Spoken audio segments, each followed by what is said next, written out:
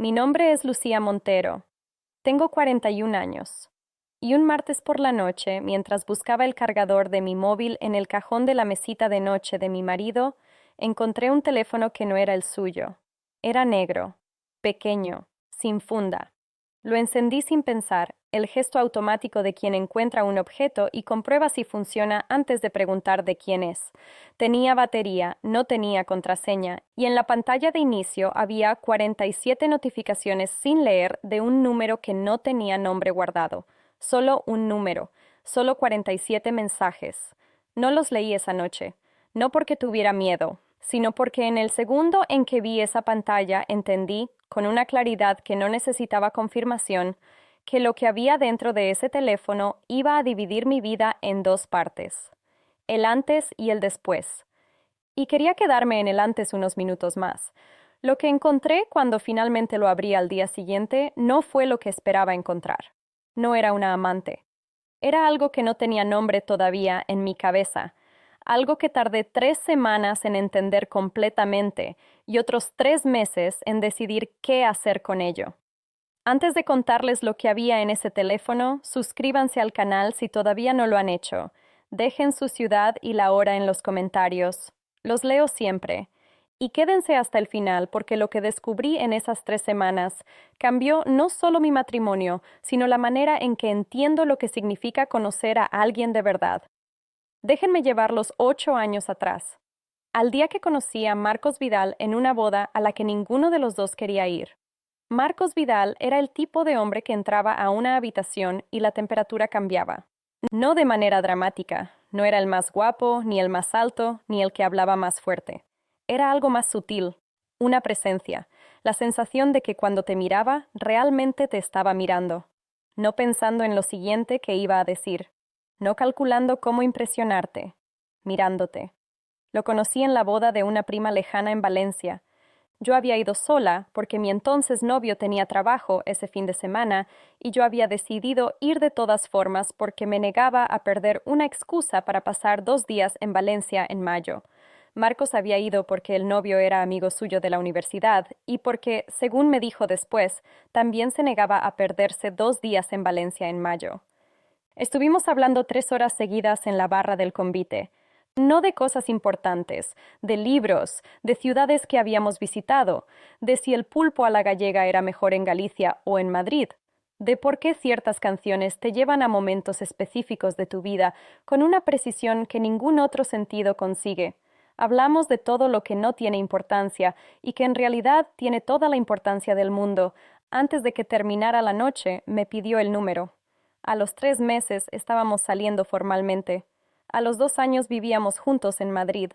A los 4 nos casamos en una ceremonia pequeña en el ayuntamiento de su pueblo en Teruel, con 20 personas y una cena después en el restaurante donde su madre había celebrado cada cumpleaños importante desde que Marcos tenía 6 años.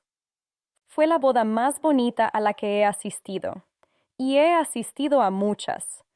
Los primeros 4 años fueron los que pensé que serían para siempre. Marcos trabajaba en arquitectura, proyectos de rehabilitación de edificios históricos, el tipo de trabajo que le apasionaba de una manera que yo encontraba genuinamente contagiosa.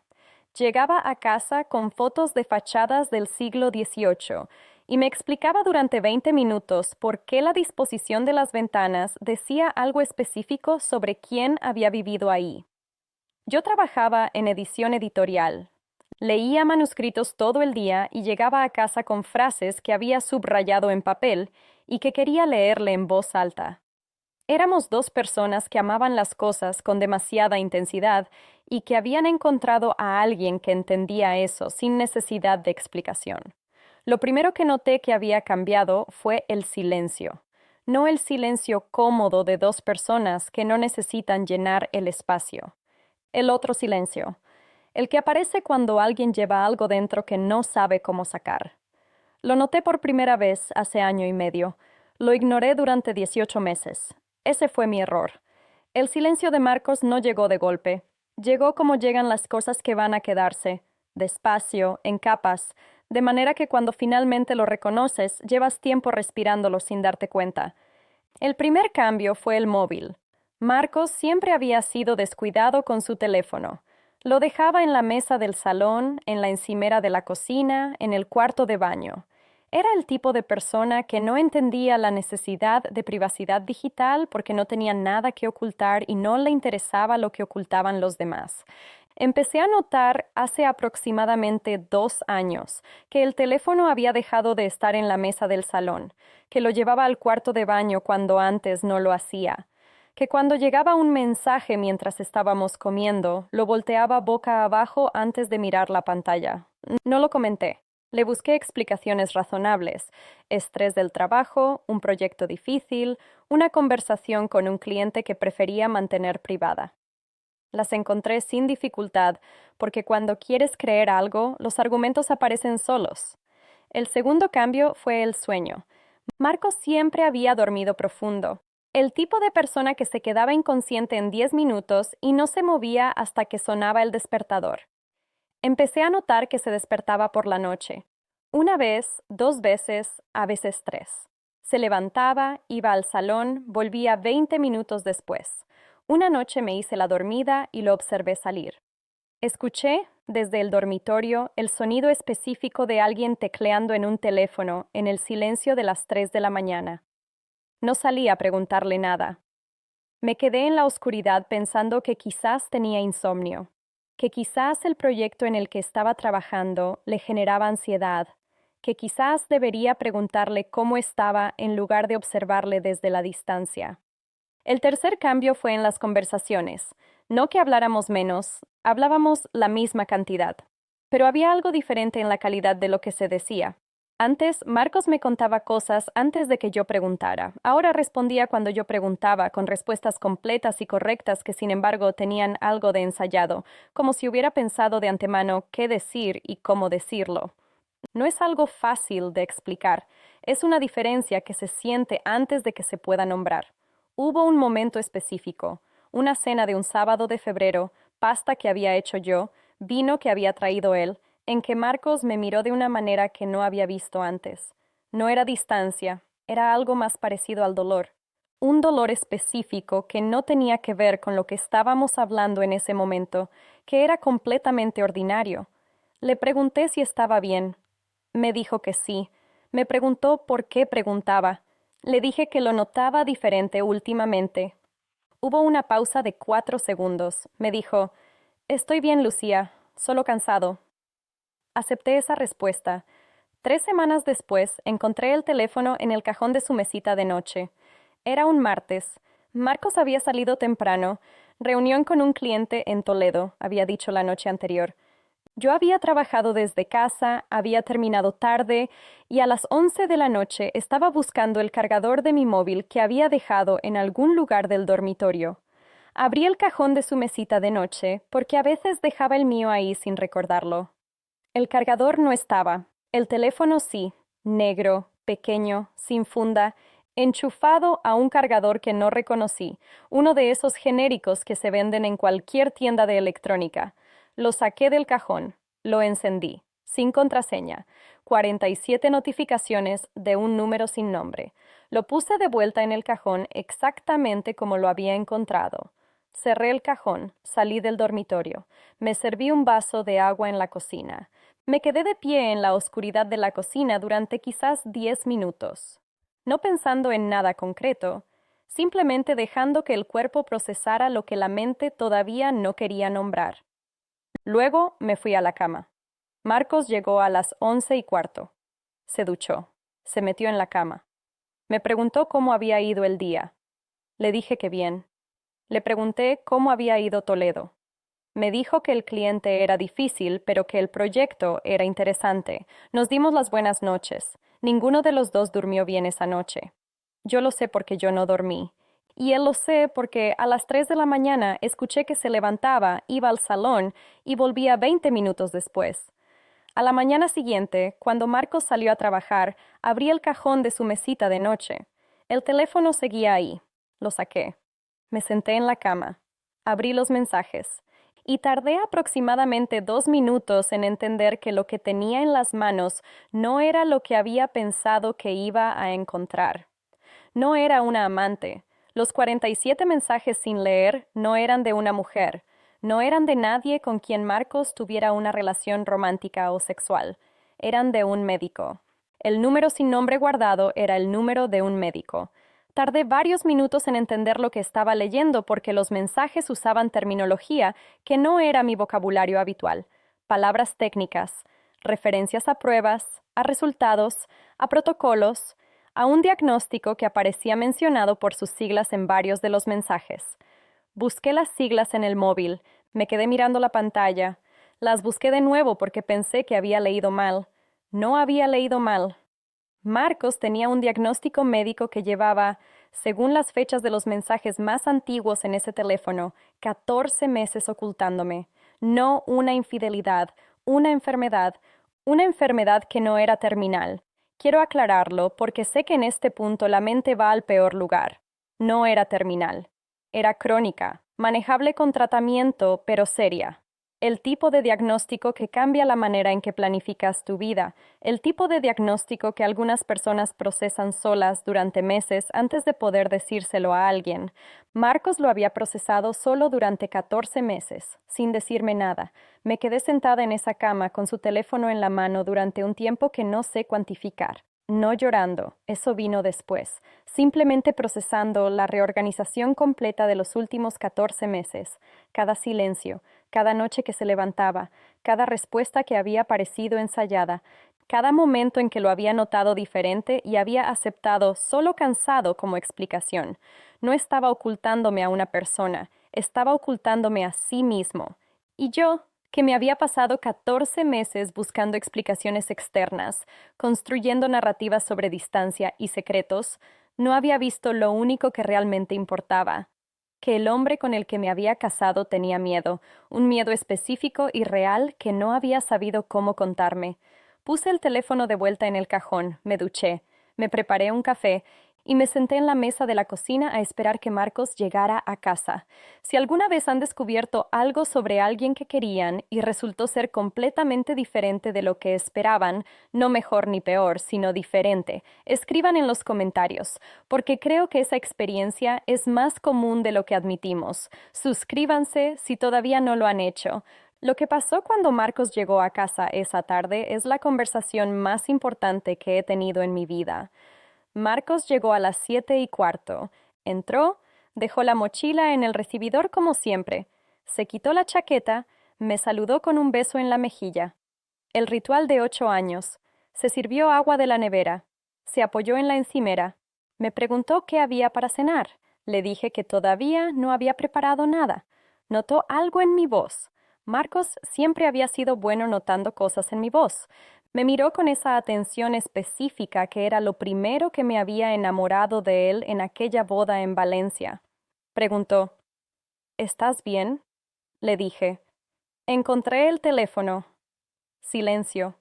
No el silencio de alguien que está calculando qué decir. El silencio de alguien a quien acaban de quitar un peso que llevaba demasiado tiempo cargando solo y todavía no sabe si eso es alivio o catástrofe. Se quedó apoyado en la encimera sin moverse durante 5 segundos completos. Luego dijo, ¿cuándo? Ayer por la noche, y esta mañana lo abrí. Otro silencio. ¿Cuánto leíste? Suficiente para buscar las siglas, suficiente para entender lo que llevas 14 meses ocultándome. Marcos dejó el vaso de agua en la encimera.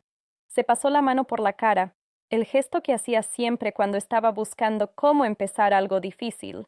Luego se sentó en la silla de enfrente, me miró directamente, y me lo contó todo. El diagnóstico había llegado hace 14 meses, después de unos análisis de rutina que habían mostrado algo que el médico quiso investigar más. Las pruebas adicionales, la espera, el resultado. Las conversaciones con el especialista sobre opciones de tratamiento, sobre lo que significaba a largo plazo, sobre cómo iban a afectar a su trabajo, a sus planes, a su vida. Me lo contó con una voz tranquila que costaba más de lo que parecía. Podía ver el esfuerzo en cada oración, la manera en que elegía las palabras como si tuviera miedo de que las equivocadas pudieran romperse. Le pregunté por qué no me lo había dicho. Se quedó callado un momento. Luego dijo algo que tardé tiempo en procesar completamente. Dijo, porque tú eres la persona más importante de mi vida, y no sabía cómo decírtelo sin que cambiaras la manera de mirarme, sin que dejaras de verme como Marcos y empezaras a verme como alguien que necesita cuidados, sin que cada conversación que tuviéramos desde ese momento llevara el peso de esto. Silencio en la cocina. Dije, Marcos, llevo 14 meses pensando que nos estabas alejando, que había algo malo en nosotros, que estabas ocultándome a una persona. Su cara cambió. ¿Pensabas que había alguien más? No lo sabía. Notaba que algo pasaba y no tenía otra explicación. Me miró durante un momento con una expresión que no era culpa exactamente. Era algo más parecido al dolor de entender el daño que había hecho sin querer hacerlo. Dijo, lo siento, Lucía. Lo siento mucho. No dije nada durante un rato. Luego le dije la única cosa verdadera que tenía para decir en ese momento. Le dije, la próxima vez que tengas miedo de algo, quiero ser la primera persona a la que se lo cuentes, no la última, la primera. Marcos no respondió con palabras. Se levantó, rodeó la mesa, se sentó a mi lado y nos quedamos ahí en silencio durante un buen rato. El silencio diferente, el cómodo, el de dos personas que acaban de tener la conversación más difícil de su vida y han salido al otro lado todavía juntas. Las semanas siguientes no fueron fáciles. Quiero ser honesta sobre eso, porque las historias que hacen parecer que una conversación lo resuelve todo no le hacen justicia a lo que realmente cuesta reconstruir la confianza después de 14 meses de silencio. Había noches en que me despertaba pensando en todo lo que había interpretado mal, en las veces que había construido narrativas sobre distancia y secretos cuando la realidad era que mi marido tenía miedo y no sabía cómo decirlo, en las conversaciones que no habíamos tenido porque yo había aceptado solo cansado y él había dejado que esa respuesta cerrara la puerta. Fuimos a terapia de pareja. No porque nuestra relación estuviera rota, sino porque ambos entendimos que lo que había pasado había creado un patrón que necesitábamos nombrar juntos para no repetirlo. La terapeuta se llamaba Elena Pascual.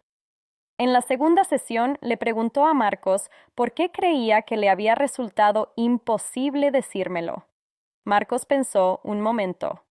Luego dijo, porque con Lucía siempre me siento fuerte, y no sabía cómo ser débil delante de alguien con quien siempre me he sentido fuerte.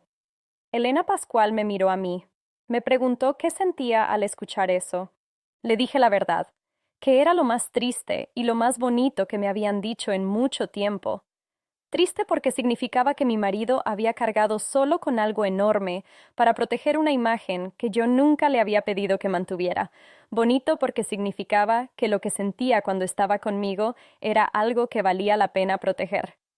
La tercera semana de terapia, Marcos me preguntó si podíamos hablar del tratamiento juntos, de las opciones, de lo que significaba a largo plazo para los dos. Le dije que sí, que para eso estaba. Esa fue la conversación que tendríamos que haber tenido 14 meses antes. La tuvimos entonces, y fue suficiente. Eran las 9 de una noche de marzo cuando Marcos me mandó un mensaje desde el salón. Estaba revisando planos, yo estaba leyendo en el dormitorio. El mensaje decía, ¿puedo contarte algo? Le respondí, siempre. Entró al dormitorio, se sentó en el borde de la cama y me habló durante 40 minutos sobre cómo se sentía realmente. No sobre el diagnóstico, sobre él, sobre sus miedos, sobre lo que le preocupaba, sobre las cosas que no había dicho en 14 meses porque no había sabido cómo empezar. Fue la conversación más larga que habíamos tenido en 2 años. Fue también la primera vez en mucho tiempo que reconocí al hombre de la boda en Valencia. Han pasado 8 meses desde el martes en que encontré ese teléfono en el cajón de la mesita de noche.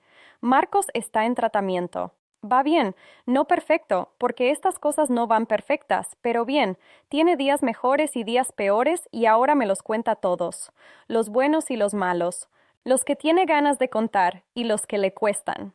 El teléfono negro sin funda sigue en el cajón de su mesita de noche. No lo tiré porque no era mío para tirarlo, pero ya no tiene mensajes sin leer. Lo que encontré dentro de ese teléfono no era lo que esperaba encontrar. No era la historia que había empezado a construirme en la oscuridad de esas semanas. Era algo más complicado y más humano que cualquier narrativa que yo hubiera podido imaginar. Era un hombre que amaba a su mujer tanto que le aterrorizaba mostrarle que tenía miedo. Y una mujer que había pasado 14 meses buscando el problema equivocado porque nadie le había dicho que el problema real era el silencio mismo. No les voy a decir que todo fue fácil después de esa noche en la cocina. No lo fue, pero les voy a decir esto. Las personas que amamos tienen capas que no siempre vemos. Y a veces la cosa más valiente que podemos hacer no es confrontar lo que encontramos, sino quedarnos cuando lo que encontramos nos pide que nos quedemos. Si esta historia les llegó, si tienen a alguien en su vida que carga con algo solo porque no sabe cómo pedirles que lo ayuden, compartan este video con esa persona hoy, no mañana, hoy. Y si llegaron hasta aquí, saben lo que significa. Suscríbanse al canal. Hay más historias. Nos vemos en la próxima.